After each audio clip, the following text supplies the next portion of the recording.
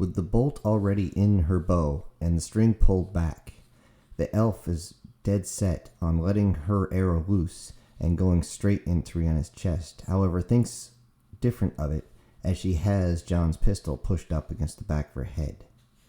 The elf yells at him, "Do you realize who and what that is?" John replies calmly, "That is my mate, and if you want to live long enough to have one of your own, you will lower your weapon."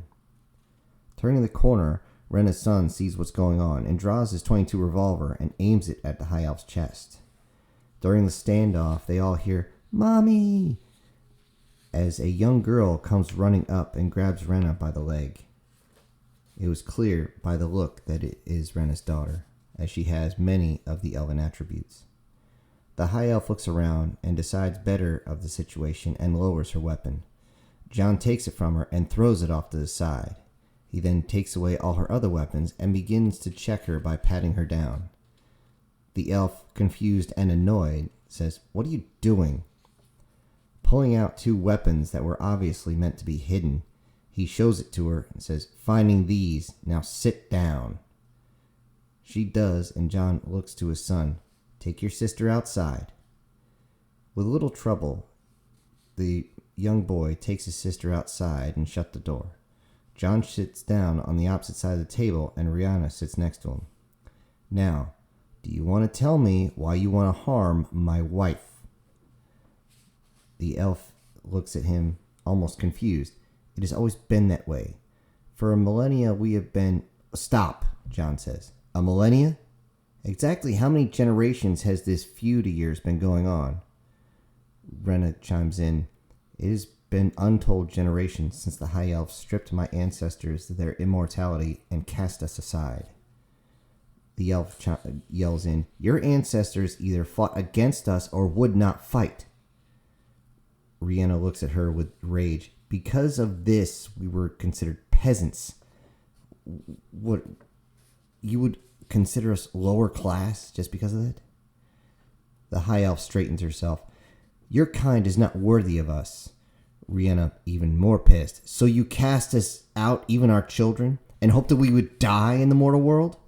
"Enough, both of you," John says, raising his hand. The women begin to compose themselves as he continues. "I personally don't give a shit what happened in the other world." Sounds a whole lot like some sort of social Darwinism crap. You are both here and on the same side, believe it or not. If you can't realize that by now, then both of you are fucking idiots. Both women are taken back by his words as he continues. "Realize this. Times have changed, so move the fuck on." Looking at Rhianna, he calms down and says, "I know it took some time to accept me when you found me out in the past, but I'm not the same person my ancestors were, and neither are you."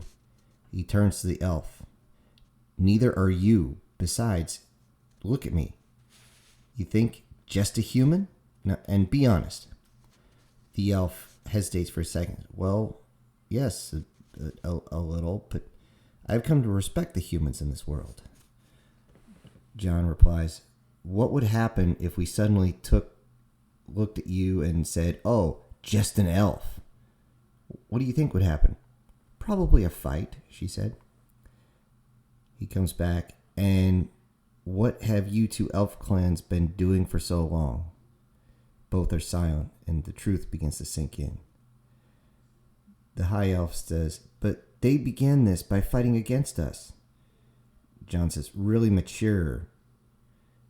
They started it. Well, get a hell over it, both of you. It's probably just your leaders trying to stay in power anyway."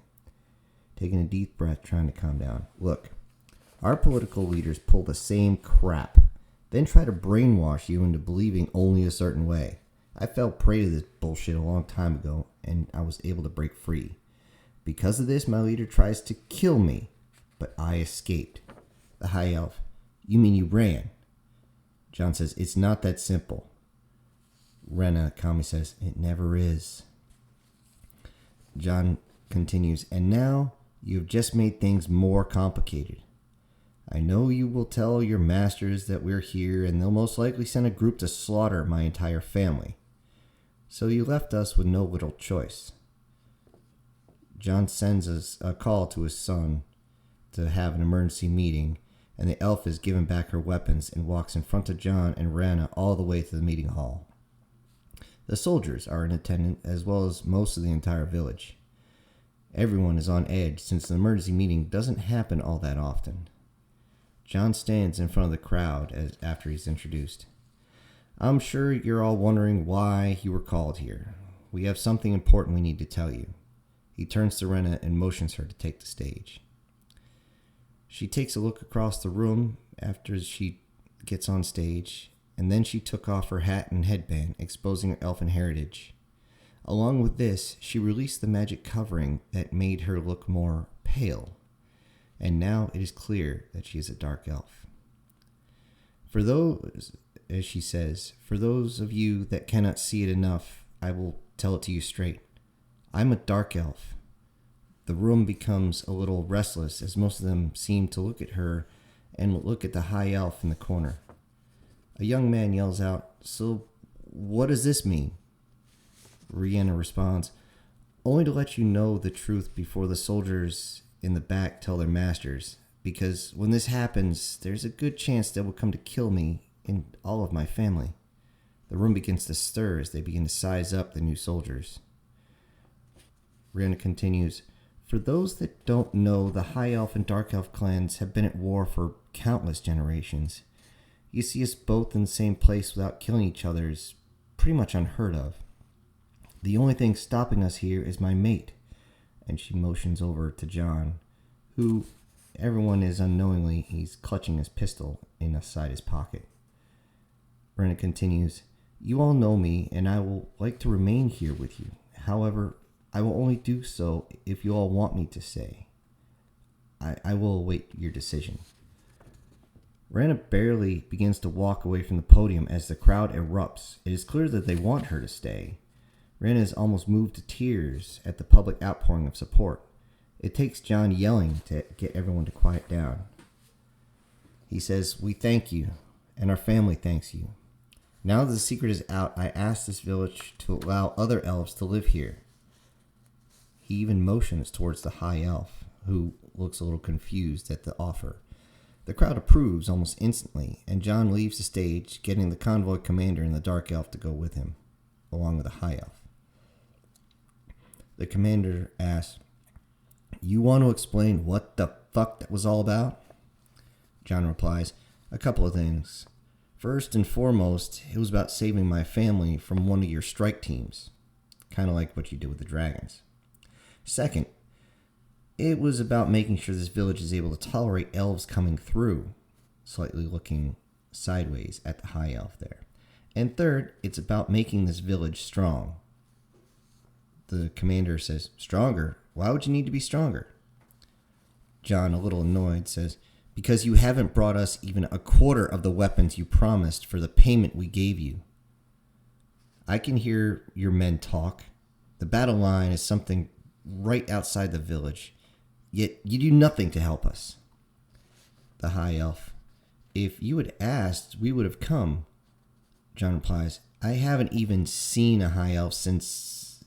John thinks about the two that he saved, the two that, when the word got back that he let them live, got him kicked out of his own village. Well, let's just say it's been a while. The commander chimes in, "You still have to follow our laws." John says, "Yeah, our laws," as he pointed to himself. The commander says, "Do not try us." John replies, "I will not try anything. I know you do not have the capacity to fight a multi-front war, but take solace in knowing that we have no intention of fighting you." Seeming a little calm, the commander says, "That's good to know." The high elf says, "Are you planning on fight my clan instead?" John looks confused and turns to her. "What for?" The high elf seems to be stunned by the answer. However, John continues, "Both of you can relax. My only concern is the welfare and safety of the village and my family. Unless things get worse in the war, we are staying out of it." John and Rena begin to turn to leave. Rihanna whispers in his ear, "Do you really think they're going to leave us alone?"